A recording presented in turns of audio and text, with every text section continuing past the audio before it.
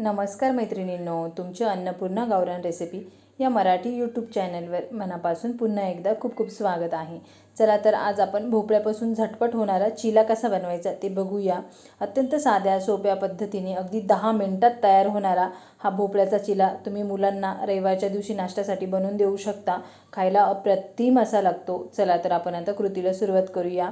हे बघा, आपण एक मोठं भांडं घेतलंय। 1 वाटी रवा, 1 वाटी डाळीचं पीठ, त्याच्यामध्ये पाणी टाकून व्यवस्थित मिक्स करून घेऊया। मिश्रण मिक्स करताना या पद्धतीचं ठेवा। जास्त घट्ट पण नकोय आणि जास्त पातळ पण नकोय। आपण डोशांसाठी जसं मिश्रण बनवतो त्या पद्धतीचं मिश्रण ठेवा। या पद्धतीचं मिश्रण तयार झाल्यावर तुम्ही बघू शकता एकदम मीडियम असं मिश्रण आपलं तयार झाले। त्याला आता व्यवस्थित भिजून देऊया। एक मिक्सरचं भांडं घेतलंय, त्याच्यामध्ये आता गरजेनुसार हिरव्या मिरच्या, लसूण, जिरं घालून वाटण करून घेऊया। वाटण करताना पाण्याचा वापर करू नका। या पद्धतीचं मिश्रण दळून घ्या। एक भोपळा घेतलाय, त्याला स्वच्छ धुवून घेतलंय। दोन्ही पण बाजूचे देठ कट करून घेऊया सुरीच्या साहाय्याने। एक किसणी घेतली आहे, किसणीच्या साहाय्याने सर्व भोपळा एकदम बारीक असा किसून घेतलाय। भोपळा किसताना बारीक किसणीने किसा, म्हणजे तो व्यवस्थित किसला जातो।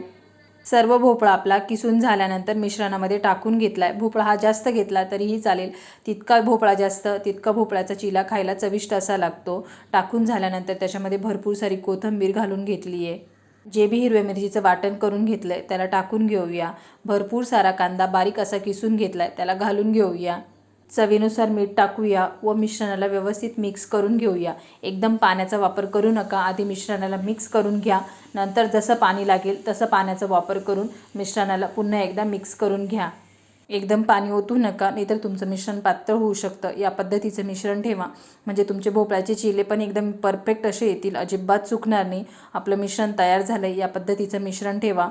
एकीकडे पॅन गरम होण्यासाठी ठेवला। पॅन गरम झाल्यानंतर सर्व पॅनवर तेल टाकून घेतले। आता जे बी आपण मिश्रण तयार केले या पॅनवर टाकून घेऊया आणि व्यवस्थित पसरून देऊया। पसरवताना एकदम जाडसर ठेवू नका, मीडियम असं ठेवा। जास्त पातळ पण नको आणि जास्त जाडसर पण नको। जास्त पातळ केला तर तुमचा भोपळ्याचा चिला तुटू शकतो व जास्त जाड केला तर तो व्यवस्थित भाजला जाणार नाही। या पद्धतीचा चिला ठेवा।